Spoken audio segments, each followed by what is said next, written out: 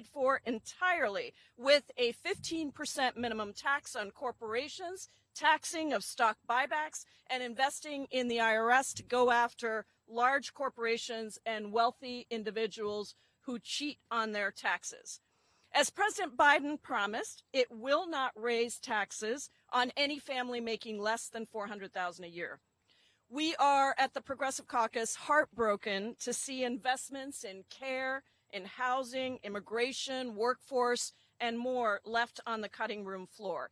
And it's particularly outrageous that Congress was poised to cap the cost of insulin for everyone with private insurance at $35 a month until Republicans stripped it from the bill.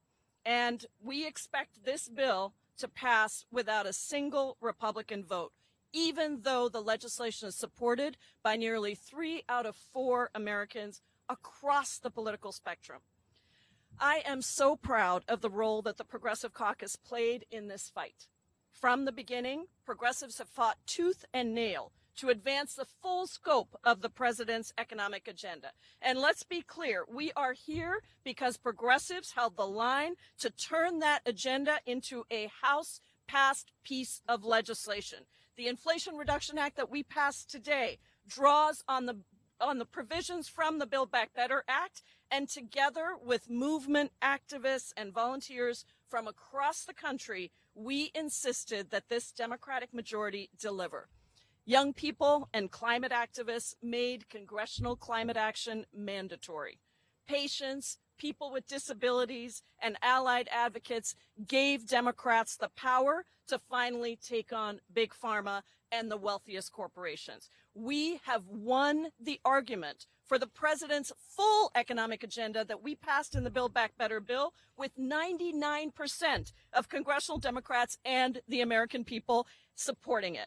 Now we just need a couple more Democratic senators to make the rest of that agenda a reality. So I'm incredibly proud of the Progressive Caucus, and I know that we are not taking our foot off the gas. We are going to make sure, both with our executive action slate in the remaining months, as well as after the midterm elections, when we expand our majorities in the Senate, that we get the rest of this done. And now it's a great honor to introduce somebody that I've worked so closely with over the last 6 years of my tenure in Congress, somebody that helped build the Progressive Caucus to what it is today, our CPC Chair Emeritus, Congressman Mark Pocan. Thank you, Pramila. Today is a big win for the American people and a big loss for the D.C. special interests, especially in big pharma and big oil. This bill really is built off of the hard work that we did around Build Back Better that continued to this finally getting done. And if there was one group in Congress that, as you know, last fall held out as hard as we could to continue the conversations to get what we're doing today done, it was the Progressive Caucus. And I want to say a special thank you to our chair, Pramila Jayapal, because not only did she continue with the perseverance necessary, but she had conversations with, let's say, some of our more colorful members in the Senate to help us get to this point today, and that is a big win. We're putting people over politics as we make sure that finally people can save money on costs when it comes to health care and energy costs, as we're experiencing worldwide inflation. This country right now is dealing with it by addressing these issues, by allowing us to be able to negotiate for prescription drug prices through Medicare, capping senior costs, giving people more access to health care, and finally addressing some of the issues around climate change while creating jobs right here in the United States with the energy solutions for the future. So this is really a big day, and I think it's important that as we have this big celebration today, we remember the one group that was the strongest behind this, that held out the longest and made sure the conversations happened to this point, and that was the Progressive Caucus, and I'm very proud to be a part of that caucus. Next, I want to introduce one of the other people that I looked at. As Pramila said, she and I worked closely during her 6 years. My 10 years, I have been extremely fortunate to have had the counsel and the friendship of our other chair emeritus who's with us today, Representative Barbara Lee. Thank you very much. I want to thank you, Chair Emeritus Mark Pocan, for that introduction, but also for your tremendous leadership on so many fronts, and also for your magical abilities. And this is a magical day. And I want to say to our chair, Pramila Jayapal, I have to thank you for your tenacious leadership, the months of putting the pressure on as it relates to Build Back Better, but also your negotiations. And I had the privilege to work for Congressman Ron Dellums, a great warrior. And I remember when the Progressive Caucus was formed, and I served as co-chair for, I think it was about 6 years with Congresswoman Lynn Woolsey. And I just want to say to you, you have realized, Chair Jayapal, the dreams of so many who came here to Congress for the strength and power of the Progressive Caucus to be seen, and you've done that. So thank you all very much. And let me just thank all of the millions of volunteers and activists and advocacy groups who laid the groundwork for these wins. This is your victory as much as it is ours. This country has never worked for everyone equally, never. Right now, seniors are just one devastating diagnosis away from paying tens of thousands of dollars for medicine that they need to survive. When this bill passes, however, no one over 65 years of age will need to pay more than $2,000 for prescription drugs a year. That's life-changing. It's life-affirming. Right now, teachers and nurses pay a greater share of their income taxes than Amazon or Facebook. When this bill passes, corporations will finally have to contribute 15% of their billions of income to our country. Right now, lower-income families and communities of color face the brunt of pollution and climate change. When this bill passes, we will be on track to cut carbon emissions by 40% by 2030. The long-term decarbonization will make a difference in our communities, both at home in the United States and throughout the world. But let me be clear, this bill is not perfect, and I am outraged by Republican senators' opposition to key provisions like a $35 cap on insulin prices. You know who that affects disproportionately? Black and brown people. They're putting politics over people. Families still face huge burdens, from housing to childcare to immigration. We have a lot left to get done. But thanks to the relentless, and I mean relentless, determination of the Progressive Caucus and progressives around the country, we are poised to deliver real, tangible improvements in the lives of families around the country immediately. And this is our moral imperative as Democrats. And with control of the governing majority, that should never be overlooked. So I look forward to heading into the Capitol and to vote yes on the Inflation Reduction Act of 2022 and put the American people over politics, finally. Thank you all again. And now let me ask my colleague, a former co-chair of the Progressive Caucus, another emeritus who chairs the Natural Resources Committee, my friend who I've known for many years through many struggles, Chairman Raul Grihal. Thank you very much. Thank you. Emeritus, a word that kind of just hangs in the air. But very proud of that title, very proud of being a member since I got to Congress, 20 years, the Progressive Caucus. Its evolution, and to the point that it's at, is something that all of us are very proud of. And throughout the legislation we'll be voting on today, that imprint of the Progressive Caucus and the work of the chairwoman and the leadership of the caucus at this point in history, you can see it. And it's the imprint that makes this piece of legislation viable and right for the American people. We take a serious step forward to deal with the climate crisis. We take a step forward to continue to invest in the American people and continue to control their cost of living and reduce their cost of living. We take significant steps to begin to create jobs and opportunities for people in this country. And as my friend just said, it's not perfect. There were provisions that were left out in the Senate discussions and negotiations that we in Build Back Better as a caucus, and not only as a Progressive Caucus, but at a Democratic caucus and majority in the House, wanted and passed. So those provisions are not there. but the bulk and the imprint that is there is something that merits our support and certainly has mine. And as we go forward and we continue to discuss the issue of climate, one of the things that I think all of us should be conscious of, the side deal and what that means to, this is one piece of legislation, not involving the sides deal.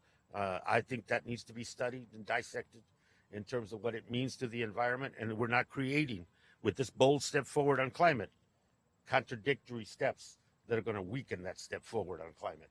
And so we'll look at that. I will have an opinion. Others will have an opinion, but I think it's an important piece. But today it's a celebration, both of effort, tenacity, and the fact that this is what the American people want, and this is what they need, and we're responding to that. So thank you very much. Let me introduce Congressman Raskin. I think Jamie has been, since he got here, a leader in thought and in action for this Congress of ours. I'm very proud to serve with him, very proud of his leadership, and very proud of the role that he has played consistently to save, preserve, and protect this democracy of ours. With that, let me introduce the Congressman. Thank you. Thank you, man.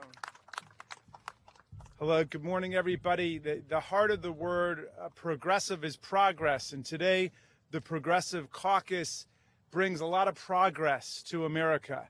And the progressives are the heart and the lifeblood of the Democratic Caucus and the Democratic Party. And today, the Democratic Party is the party of democracy, and the Democratic Party is making democracy work for the people. We are in a civilizational emergency with climate change, with record forest fires in the West and record drought throughout the Midwest and record flooding and erosion in the East and hurricanes and storms of record velocity across the South. And the Democratic Caucus is standing up today to say that we need to act, and we're going to reduce by 40% greenhouse gas emissions by 2030. What a remarkable victory that is for the American people. What a great victory that is in the struggle to preserve our species and to keep a planet that's habitable for human beings. I also want to say that there is tremendous progress in this legislation in terms of anti-corruption. The fact, I'm just going to give you one example of it, but the fact that for more than a decade now, the government has not been able to negotiate lower prescription drug prices in the Medicare program with Big Pharma is an absolute scandal. And it all goes back to a rider that was slipped in by Billy Townsend, the Republican chairman of the Energy and Commerce Committee, who said that Medicare would not have the same power that the Medicaid program has. It would not have the same program that the VA has to negotiate lower prescription drug prices. So essentially we have the monopoly power of Big Pharma dictating the prices to the people, and that's costing Americans $25 to $30 billion a year in extra costs. And so today, when we vote and we pass the Inflation Reduction Act,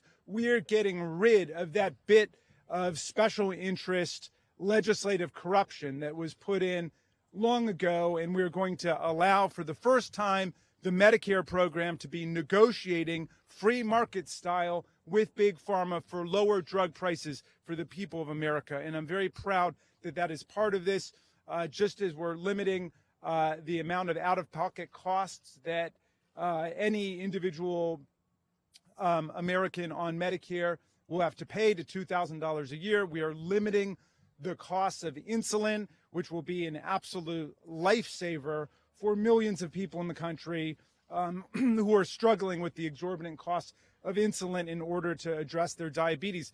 That is not an optional or discretionary drug. If you've got diabetes, you've got to take your insulin. And so we're saving people from being jacked up thousands and thousands of dollars beyond what they're able to pay. So I'm very proud of what we're doing today, and I'm proud of the leadership of Pramila Jayapal and Mark Pocan and everybody who has kept us together with the slenderest of margins in the House and the Senate in order to pass this monumental achievement today. And now I'd like to introduce my great friend, a great leader from Illinois, Representative Marie Newman. Well, good morning, everyone. Happy Inflation Reduction Act Day, right? Let me start by thanking these amazing leaders behind me. Without them, we would not have this bill. And it isn't about just the last year and a half of work. It is years and years of work that took us to get this. They led with integrity, fortitude, kindness, and grace. And with that, we have this bill that does amazing things. It reduces emissions by 40%. It makes the tax system a little bit fairer. And I have to tell you personally, the fact that as many people in this country that do not pay the appropriate amount of taxes, and it's going to get a little fairer for everybody, is honestly my motto in life. And forget about campaign slogans and all that nonsense. I want everybody's every day to be just a little bit better. And this is going to make everybody's every day a little better, 100%. I want to thank my climate partner friends, all of our climate partner friends back there, for being amazing and working hard and pushing us, because that's what activism is about, is pushing us. And we push the Senate, right? And then we all push the president. So we keep doing that, right? But I will say, understand that this bill got to where it's at because we lost in the Build Back Better battle. And I will tell you personally, I was devastated, enraged, and very frustrated. But with great leaders like this behind me and the entire Progressive Caucus, we were able to get to where we are today. So today, be incredibly thankful for these folks, being incredibly thankful for the Congressional Progressive Caucus, and be thankful for every American, because Americans pushed us to do this. We pushed the rest of our colleagues, and we got this done. So with that, I hope everybody has an amazing day, and everybody's every day is a little better today. Oh, and I'm sorry. Let me introduce the Honorable Mark Takano. So good to have him, too. Thank you. Thank you. Thank you, Marie. Thank you, Pramila Jayapal, and Chair Emeritus Mark Pocan, and Chairman Grijalva, who chairs our Natural Resources Committee, was also the co-chair of the caucus when I got here in Congress in 2012. Let me just make just note that 16 of the standing committee chairs are members of the Progressive Caucus, and the imprint the imprint of the Progressive Caucus on today's bill has been left in part by these progressive chairs. They wrote the original, the authorizing committee chairs wrote the original Build Back Better. That's how the process works. I share the lament that much has been cut out, but today is a celebration of what is in this bill. Harry Truman, when he accepted the nomination for re-election, it was a Democratic convention. It was a partisan speech. He says, we're going to beat those Republicans in November, and what's more, we're going to make them like it. This bill, the American Republicans across the country, the Republican voters, many of them, actually a big chunk of them, 3/4 of the American public, as Pramila said, likes what's in this bill. They already like it. We don't have to make them like it. We already know they like what's in this bill. And what is in this bill? We're gathered here to celebrate the passage of the Inflation Reduction Act, largely due to the progressive members holding the line and fighting to advance the full scope of the president's agenda several months ago. The Inflation Reduction Act will lower drug costs, energy costs, extend health care coverage for many people, act on climate change, and create millions of jobs across the country. And as chairman of the Committee on Veterans Affairs, I know that the VA uses its tremendous bargaining power to get drug costs lowered for veterans. We're going to see the same thing happen for all Americans. All of these investments draw on the House-passed Build Back Better bill and will allow Democrats to keep their promise to improve the lives of American families. Now, this isn't the end. We will not stop fighting for the pieces left on the cutting room floor, whether it's universal child care, pre-K, housing, immigration justice, and Medicare expansion. But let me be clear. We made the president's agenda a progressive agenda, and the full progressive agenda only needs 2 more votes to pass in the Senate. Think about that, just a net 2% more in the Senate. means we go the full distance on the progressive agenda. Thank you very much. And I now want to turn it over to my colleague from the great state of Michigan, who, in spite of everything, still has a tremendous voice, Debbie Dingell. Good morning, everybody. I had jaw surgery.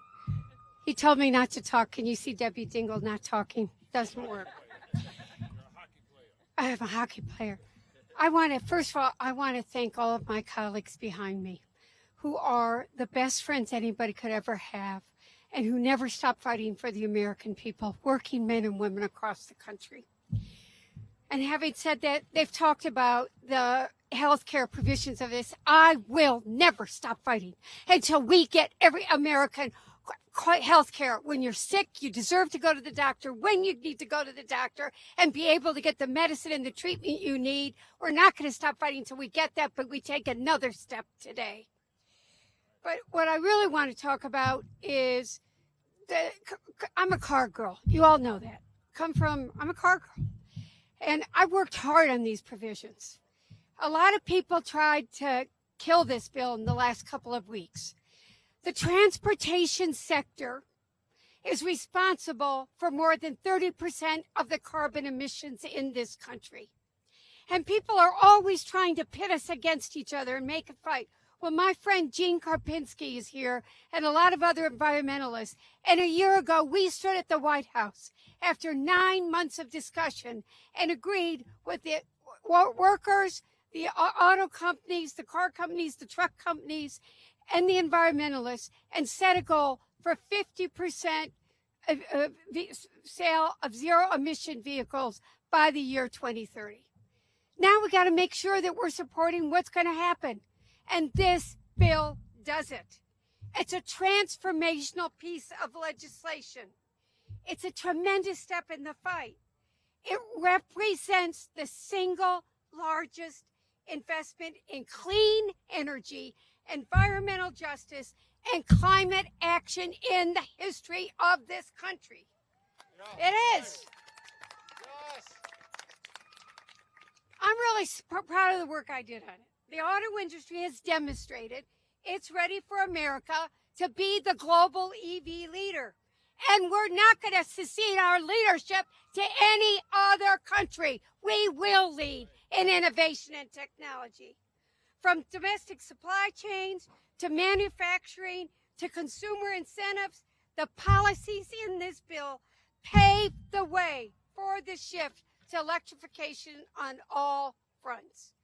Increased investments in both the Advanced Technology Vehicle Manufacturing Loan Program and the Domestic Manufacturing Conversion Grant Program, I will admit, I helped author it, will incentivize companies to bring those jobs back home that have been shipped overseas.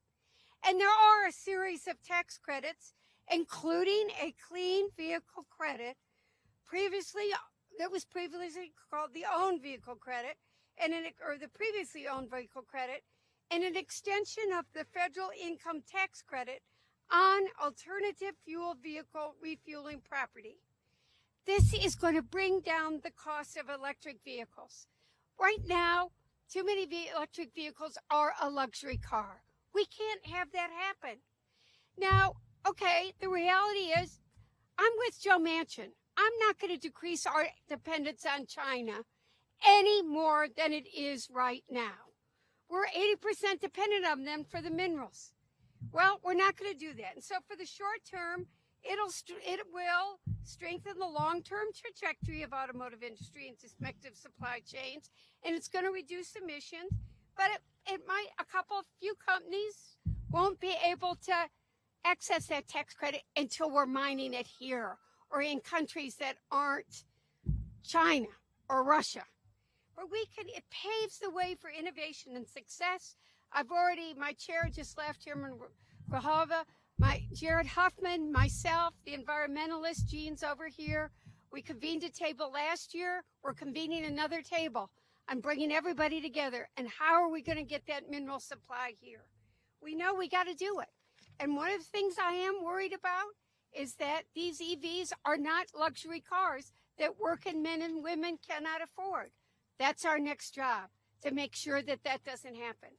But right now, this bill is going to put this country on a path to reducing carbon emissions and reducing these storms and these wildfires and all the damage we are witnessing. When we work together, we can get the job done. And now I'm honored to turn this over to my colleague, Mandera Jones, who always has my back, and I love him. Mandera, you do. He really does. And I will always have your back, Debbie Dingle. Good morning, everyone. What a great day to be a progressive.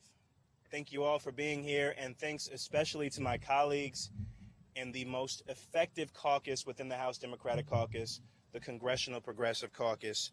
We kept at it. We fought so hard for so long, and we did it. We got Congress to this moment. We never gave up, and now our advocacy has paid off. We said we wanted to get back to the negotiating table, and that we wanted to start with climate. Now we are about to pass the greatest and largest climate investment this country has ever seen. And we are finally about to lower prescription drug costs for our seniors. I am so proud to be part of this historic occasion, this generational legislation, and as I mentioned earlier, this highly effective caucus. Tackling the climate crisis is the greatest challenge that our generation will face. The stakes of this crisis could not be higher, especially for low-income communities and for communities of color who bear the brunt of climate catastrophe. Young people in particular can breathe a sigh of relief knowing that this body is about to take long overdue crucial action to save our planet. We are about to lower prescription drugs, lower prescription drug costs for people like my grandmother, who had to work well past the age of retirement just to pay for the high cost of prescription drugs and medical procedures not covered by Medicare as we currently know it. We will do this by holding Big Pharma accountable, by finally allowing Medicare to negotiate the cost of prescription drugs, saving hardworking families thousands of dollars every single year. This is an example of government working for the people. Today is cause for celebration. This legislation is why you run for Congress in the first place, and Democrats are continuing to deliver on their promises. I will now hand it over to my brother in this fight, my good friend, Representative Jamal Bowman. Thanks so much. Good morning, everyone. Peace and love. How y'all doing? Isn't this an incredible day? We should all be celebrating. We should all be making noise. It took us a lot of hard work, sweat, blood, and literal tears to get here. I mean, obviously, serving the 16th District in Congress is the honor of my life, slightly surpassing my time as middle school principal. I don't know. Working in the middle school is probably right neck and neck. But to be a member of the Progressive Caucus and to be guided by the leadership of Pramila Jayapal has been such a learning experience and just such a marvel to watch. You know, the work that went into holding the line and making sure Build Back Better was on the table and discussed and fought for. The work that went into that, the grit, the sacrifice, the determination was just tremendous to watch. And she was not alone. I want to give a big shout to my man, Mike, over here on the left, who was right there doing the work. You always got to recognize the staffers, right? But there would be no Inflation Reduction Act without Build Back Better. And there would be no Build Back Better without the Progressive Caucus. They tried to move forward with the infrastructure bill, which we supported, even though we wanted it to be better. But we knew we couldn't talk about physical infrastructure without focusing on human infrastructure. And that's what Build Back Better is all about. And that's what the Inflation Reduction Act is moving forward with, putting people over politics. Historic investments in dealing with the climate catastrophe that we are living in. Now we have an opportunity to deal with and address the environmental injustice that's been happening in communities of color while responding to the drought, the forest fires, and the climate impact that's happening all over the world. This is historic. And it's great that the Progressive Caucus is going to continue to be at the table to make sure implementation is rooted in the president's Justice for the initiatives. Lowering the cost of living for seniors and everyday Americans is a game changer. People cannot afford to live right now. Rent is too damn high. Groceries are too damn high. Transportation is too damn high. Prescription drugs is too high. It's all too high and people are struggling. So capping drug costs at $2,000 per year is a game changer. And finally, corporations will not be able to dodge paying their fair share in taxes. We do not have a democracy without an equitable tax code, without a fair tax system, and corporations that have been paying nothing will now have to pay at least 15%. And that can be reinvested in the American economy, in the American people, and provide relief in terms of inflation pressures. So this is a huge win. We will not be here with without the CPC. We would not be here without our leader, Pramila Jayapal. And as we know, there's much more work to do, and we're going to come right back to the table to get that work done, because the next thing we need to do is hold the House, win a couple of seats in the Senate so that we could become Manchin and cinema proof. And once we do that, we can pass a true people's agenda, codifying Roe v. Wade with the Women's Health Protection Act, passing H.R. 1 and getting big money out of politics, maybe even expanding the Supreme Court like my brother Mandir has been fighting for from the very beginning. And the thing about it is, progressives work in alignment with the activists across the country who have gotten us to this point. So shout out to the activists. Thank you, thank you, thank you. And progressives work in alignment with what the American people want, period. And we will continue to do that. We will continue to put people over politics because we love the people, we love the country, and we love the planet. And we're about to save all three, and this is just one big step in that direction. So thank you all so much. I'm going to bring up my brother, Dominicano, representing Washington Heights in the Bronx, Brother Adriano Espaillat. Thank you, my friend. Thank you. Well, unemployment is low. Price of gas is going down, so that should have an impact at the supermarket. And now we're going to tax 150 greedy corporations the way they should be taxed. The economy's coming back. And we're going to make sure that inflation is going to be crushed. We're going to crush inflation like an Aaron Judge grand slam in Yankee Stadium. And so this is a great moment. And, you know, I represent, as my brother Bowman said, the Bronx and Northern Manhattan. And in the Bronx, we have the zip codes that had the toughest COVID numbers in the country, in the West Bronx. And people died there not just because of the virus, but because of diabetes. They died there not just because of the virus, they died there because of asthma. They died there not just because of the virus, they died there because of respiratory and cardiovascular problems. And the only way you can treat those underlying conditions is if you have access to health care and you can pay for your medication. So this bill is perhaps the best post-COVID-19 recovery action that we have taken so far. It will save lives. And seniors will not longer have to ration their insulin. They're literally rationing their insulin so they can pay their rent and buy food at the supermarket. That cannot continue to happen in America. The environment. The environment. I have an 8-year-old grandson who suffers from asthma. You know, he smells peanut butter and he braces into rashes. he breaks into rashes. You know, the environment is so much connected to this asthma thing going on in the Bronx where he lives. He was born in Washington Heights, but he lives in the Bronx. And so we want to help him. You know, we want to help my grandson. We want to make sure he doesn't break into a rash when he smells peanut butter. He loves peanut butter, but he can't eat it. And so the way to do that is to invest in the environment. And this EJ provision, $60 billion for environmental justice.